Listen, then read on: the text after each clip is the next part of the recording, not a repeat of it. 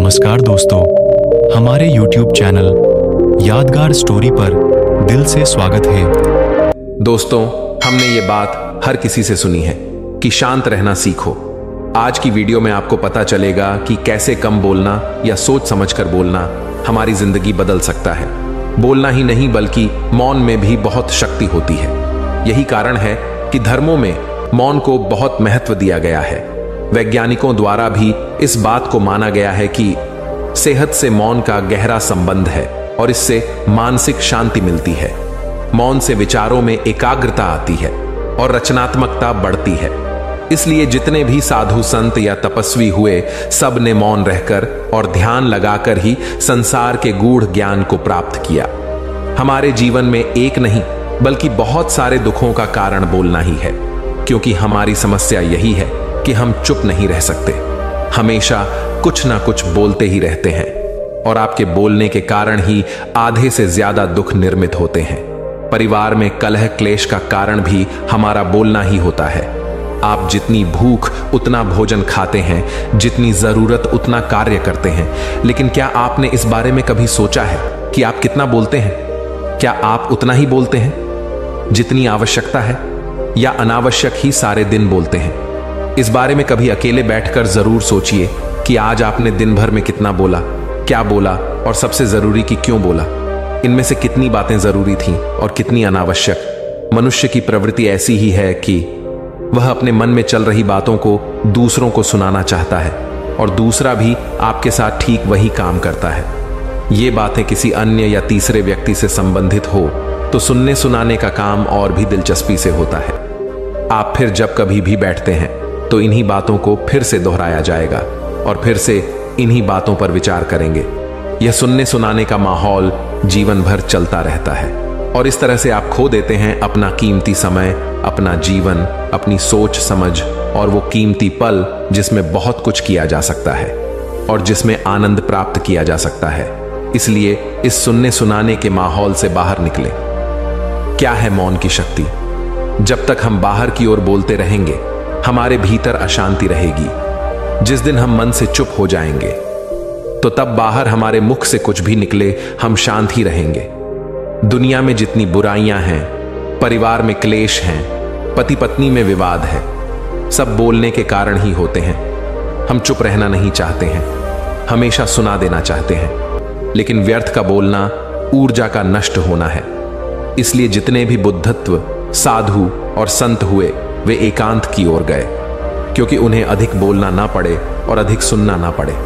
महावीर ने 12 वर्ष और महात्मा बुद्ध ने 10 वर्ष मौन रहने के बाद ज्ञान प्राप्त किया। महर्षि रमण और चाणक्य भी मौन के उपासक थे। लेकिन आप इस संसार में रहकर भी एकांत रह सकते हैं। इसके लिए आपको अपनी उन ऊर्जाओं को बचाना होगा जिसे आप व्यर्थ के शब्दों में नष्ट कर देते हैं। इसलिए उतना ही बोले जितना जरूरी हो। इसे एक कहानी के माध्यम से समझने की कोशिश करते हैं।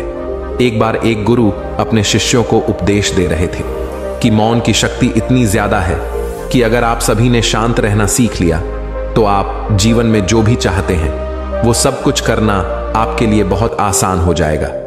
इसके बाद शिष्य ने गुरु से पूछा कि गुरुवर, हम शांत रहना, चुप रहना, मौन रहना कैसे सीख सकते हैं और चुप रहने के क्या क्या फायदे हैं? कृपया करके आप हमें बताइए। गुरुजी ने कहा, आज मैं तुम्हें ऐसे 8 फायदे बताने वाला हूं। अगर आपने चुप रहना सीख लिया तो आप हैरान हो जाएंगे कि कैसे आपकी जिंदगी पूरी तरह से बदल रही है। गुरुजी ने उपदेश देना शुरू किया। गुरुजी ने कहा, वैसे तो इंसान को 2 साल लगते हैं बोलना सीखने के लिए, लेकिन पूरी उम्र कम पड़ जाती है यह सीखने के लिए कि कब, कहां, कितना बोलना है। आगे गुरुजी कहते हैं, नंबर 1, कोई ऐसी हॉबी खोजिए जिसमें चुप रहना पड़ता हो। अपने आप चुप रहने का अभ्यास करने से यह फायदा होता है कि जब आप लोगों के बीच होते हैं तब अधिक शांत रहना बहुत आसान हो जाता है। अभ्यास करने का एक बढ़िया तरीका यह है कि आप कोई ऐसी हॉबी खोज लीजिए जहां आपको चुप रहना हो, और अच्छा होगा कि अपने में ही मग्न रहना हो। योगाभ्यास, गीत लिखना या किसी भी ऐसी चीज को करने की कोशिश करिए जिसमें आपको चुप रहना हो और आपके मन में जो भी हो उसे कहने की जरूरत ना हो। पढ़ने से भी आपको चुप रहने में बहुत सहायता मिलती है।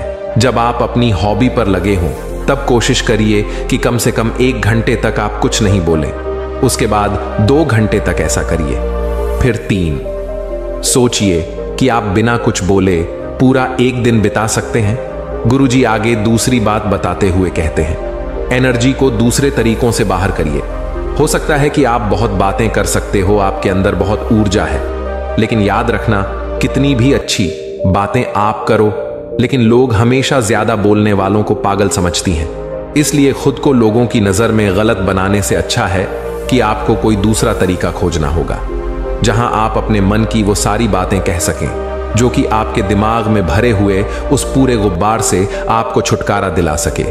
उसके लिए आप कुछ काम कर सकते हैं, जैसे वर्कआउट करना, खासकर भागना आपको उस अतिरिक्त एनर्जी से छुटकारा दिलाने में भी आपकी मदद कर सकता है।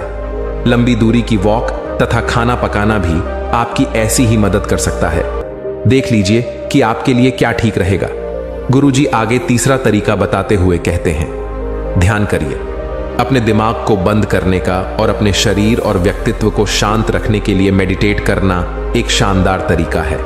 प्रत्येक सुबह 10-20 मिनट के लिए किसी शांत कमरे में आराम से बैठ जाइए, अपनी आंखें बंद कर लीजिए और अपनी सांस को शरीर में आते जाते हुए देखने पर अपना ध्यान फोकस करिए। अपने शरीर के एक एक भाग को महसूस करने पर फोकस करिए और ध्यान दीजिए कि जब आप वहां बैठे हैं तब आप क्या सुन रहे हैं, सूंघ रहे हैं, महसूस कर रहे हैं। किसी भी तरह के गंभीर विचारों को आने से रोक दीजिए और केवल उसी पल में रहने पर तथा खामोशी रहने पर ही फोकस करिए, जिससे कि आप और अधिक शांत हो पाने की राह पर चल पड़ेंगे। ध्यान करने से आपको अपने मस्तिष्क और शरीर पर और अधिक नियंत्रण मिल जाएगा। गुरुजी आगे चौथा तरीका बताते हुए कहते हैं, प्रकृति को देखिए, टहलने जाइए, बीच पर जाइए, शहर के दूसरी ओर बगीचे में सुंदर पेड़ पौधे देखिए, जंगल में जाइए। प्रकृति के निकट पहुंचने के लिए जो भी करना हो वो करिए। कोई चीज जो आपसे इतनी अधिक परमानेंट है, उसके सौंदर्य और शक्ति को देखकर आप इतने अभिभूत हो जाएंगे कि आपके सभी संदेह और शब्द गुम हो जाएंगे। जब आप किसी ऐसे सुंदर पर्वत की तलहटी में खड़े होंगे जो समय की शुरुआत से ही वहां है, तब उस समय अगली बार बिना वजह किसी के साथ बक बक करने में आपका कभी मन नहीं लगेगा। अपने 1 सप्ताह में से प्रकृति के लिए कुछ समय निकाल लीजिए। आप प्रकृति देखते समय आप वहीं पर अपने विचार भी लिख सकें। लोग अगर हमारे मुंह पर ही ये बता दें कि आप बहुत ज्यादा बक बक करते हो, तो हमें उस वक्त बुरा लग जाता है, लेकिन ये बुरा लगने की बात नहीं है, बल्कि सामने वाले इंसान ने हमें एक ऐसा मौका दिया है जिससे हम खुद को जान सकते हैं और मौन रहने का महत्व समझ सकते हैं। वरना हम खुद कभी वो समझ ही नहीं पाते और हर समय ज्यादा बोलकर लोगों की नजरों में अपनी वैल्यू भी कम करा लेते हैं और अपनी एनर्जी भी बिना वजह नष्ट करते हैं। गुरु आगे 5वां तरीका समझाते हुए कहते हैं, संगीत को बंद कर दीजिए। बेशक संगीत साथ रहने से आपको पढ़ने, दौड़ने या काम पर जाने के लिए मजा आ सकता है, मगर संगीत से वो अतिरिक्त शोर बन सकता है, जिसके कारण आप कुछ अधिक बातूनी हो सकते हैं। क्लासिकल संगीत तो तब भी ठीक हो सकता है, मगर लाउड संगीत जिसमें चलते हुए शब्द हों, उनसे ऐसा शोर बन सकता है जो आपके दिमाग में चक्कर काटता रहेगा और जिसके कारण आपको नहीं लगेगा कि वह दिन आपके नियंत्रण में है या आप शांत हैं, क्योंकि हम वो ही बनते हैं जैसा हम देखते हैं, सुनते हैं, पढ़ते हैं। गुरुजी आगे 6ठा तरीका बताते हुए कहते हैं, खुद को समय दीजिए। अगर आप स्वाभाविक रूप से बातूनी व्यक्ति हैं, तब आप रातों रात तो चुप रहने वाले व्यक्ति नहीं बन जाएंगे, परंतु अगर आप प्रतिदिन कोशिश करेंगे कि थोड़ा कम बोलें, उन हॉबीज और गतिविधियों में अपना ध्यान लगाएं जिनमें आपको चुप रहना होता है और अच्छे वक्ता होने की जगह अच्छा श्रोता होने पर फोकस करेंगे, तब शायद आप अपनी कल्पना से जल्दी ही अधिक शांत और चुप हो सकेंगे। इसलिए आराम से बैठिए, धैर्य रखिए और दिमाग में चल रहे विचारों के प्रति जागरूक रहिए और उन विचारों को बिना वजह ज्यादा बोलकर अपनी ऊर्जा नष्ट ना करें। गुरुजी आगे समझाते हुए कहते हैं, 7वीं बात, प्रत्येक दिन या हफ्ते के अंत में अपनी लिखने की आदत डालिए। इससे आपको उन अतिरिक्त विचारों को लिखने में सहायता मिलेगी और बिना अपने घनिष्ठ दोस्तों को उस बारे में सब कुछ बताए ही आपको ऐसा लगेगा कि आपके दिल से बोझ उतर गया है। आप केवल यह लिख सकते हैं कि दिन भर में आपके साथ क्या क्या हुआ, जिसके बाद आपके मन में और सवाल उठेंगे और आप अपने मन की गहराई की चीजों के बारे में भी लिख सकेंगे। अगर आप प्रतिदिन एक पेज भी लिखेंगे, तब भी आप यह देखकर चकित होंगे कि आप कितने शांत हो गए हैं। आगे गुरु समझाते हुए आखिरी और 8वीं बात बताते हुए कहते हैं, अपनी सांस पर फोकस करिए। अगर आपने सब कुछ करके देख लिया, लेकिन फिर भी अगर आप सचमुच में बेचैन हो रहे हैं और बिना किसी कारण के किसी से बातें करना शुरू ही करना चाहते हैं, तब बस अपनी सांस पर फोकस करिए। अपनी सांस के आने और जाने पर ध्यान दीजिए और कोशिश करिए कि आप और गहरी सांसें लें और ध्यान से सुनिए कि आपके आसपास क्या हो रहा है। आप जो भी कहने के लिए इतने बेचैन हैं, उसकी जगह आप क्या सोच और महसूस कर रहे हैं, उस पर फोकस करिए। इस तकनीक से आप शांत हो सकेंगे और आप देख सकेंगे कि बिना वजह की बातें करना इतना भी महत्वपूर्ण नहीं है। इतना कहकर गुरुजी शांत हो गए और शिष्य भी गुरुजी की सीख समझ गए थे। दोस्तों, आशा है आज की वीडियो से आपने बहुत कुछ सीखा होगा। इस वीडियो को जरूर शेयर करें। थैंक यू दोस्तों। हमेशा ऐसा ही वीडियो पाने के लिए हमारे चैनल यादगार स्टोरी को जरूर सब्सक्राइब कर दें।